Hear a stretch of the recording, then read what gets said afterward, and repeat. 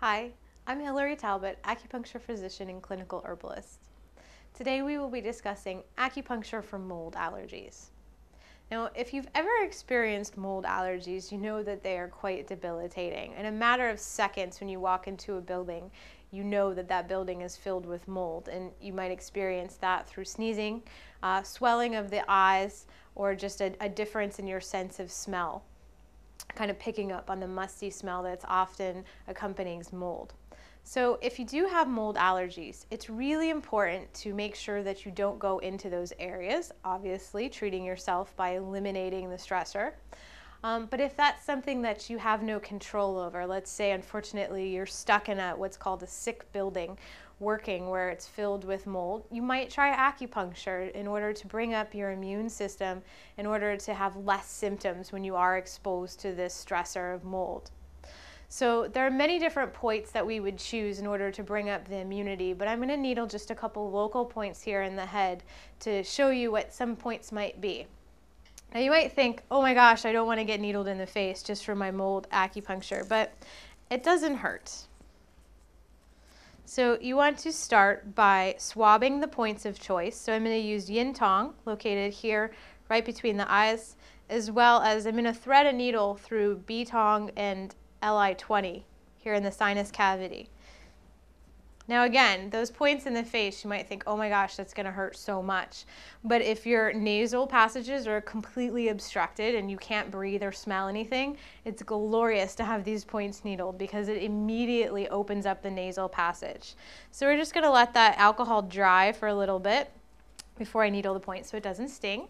So I've got my sterile one-time use only needles here. And pull out a couple.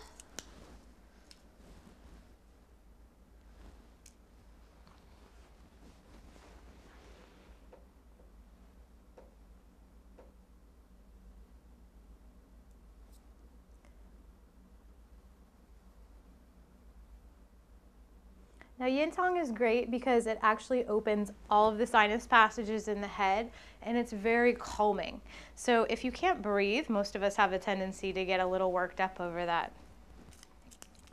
So that's one of the points that you might experience. And then I'll show you one side of B tong to Li20. All right, so I'm going to have you take a nice deep breath and I want you to exhale loudly. Okay. All right. Now take a couple breaths for me and see if you can notice the difference from one side of nostril to the other without the needle. All right. So after we retain those needles for about 12 to 20 minutes, depending on the severity of your condition, I'm going to go ahead and remove them. And I'm going to use a cotton ball and use some firm pressure when I take it out and just leave the cotton ball there with a little bit of pressure because the head is actually quite vascular due to those big brains that we have. They need a lot of blood. So if you were ever going to bleed from an acupuncture point, this might be the point that it would happen. So again, very important to get out of the situation where the mold is.